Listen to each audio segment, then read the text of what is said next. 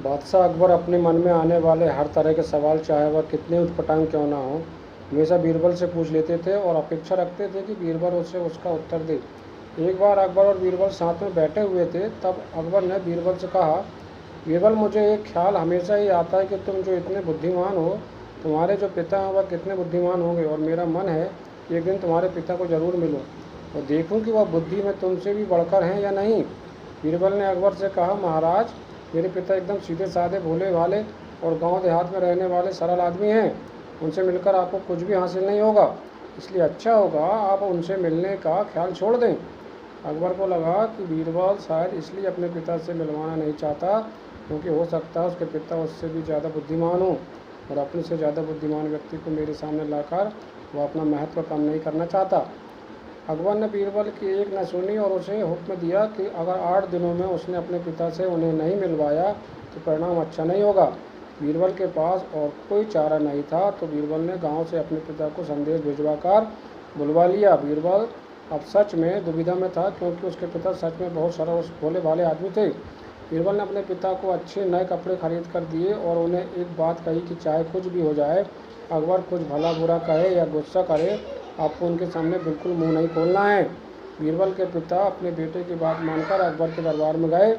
उनको देखते ही अकबर ने पहचान लिया कि वह बीरबल के पिता हैं, लेकिन सिर्फ बात शुरू करने के लिए अकबर ने कहा, क्या आप ही बीरबल के पिता हैं? बीरबल के पिता बिना कुछ बोले वहीं पर शांति से खड़े रहे, जैसे उन्हें अकबर की भाषा समझ में ही ना आ रही हो। अकबर ने एक के बाद एक कई सवाल किए। आपके गांव का नाम क्या है? गांव में सभी लोग कैसे हैं? इस साल बारिश हुई या नहीं? फसल कैसी है? लेकिन बीरबल के पिता अपने बेटे के समझाए अनुसार एक भी शब्द नहीं बोले। अकबर को गुस्सा आ गया और वह बड़बड़ाने लगा, जैसे मूर्ख से आज पाला पड़ गया।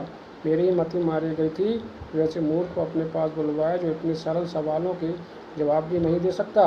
मूर्ख शब्द सुनकर बीरबल के पिता को मन ही मन काफ़ी गुस्सा आया, लेकिन फिर भी वह शांत रहे। आखिरकार अकबर ने उन्हें जाने के लिए कह दिया और वहाँ से चले गए और घर जाकर बेटे बीरबल को सारी बात बताई।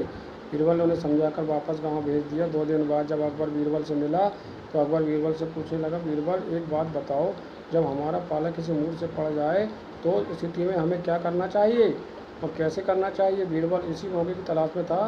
बीरबल ने तुरंत अकबर को जवाब दिया, महाराज, जब भी हमारा पाला किसी मूर्ख से पड़ जाए तो उस स्थिति में सबसे बेहतर जो हम कर सकते हैं वह चुप रहना, ठीक उसी तरह जिस तरह से मेरे पिताजी आपके सामने चुप थे। यह सुनकर अकबर का मुंह देखने लायक था, क्योंकि बीरबल ने न सिर्फ अपने पिता का बदला ले लिया था, बल्कि यह भी साबित कर दिया था कि किस सच है। अगर कोई मूर्ख है तो वह अकबर है, ना कि उसके पिताजी। दोस्तों, हमेशा की तरह इसी उम्मीद के साथ ही आपको मूर्ख से पाला पड़ा एक मनोरंजन कहानी पसंद आई हो तो आपने पूरी कहानी पढ़ी होगी। मैं दिल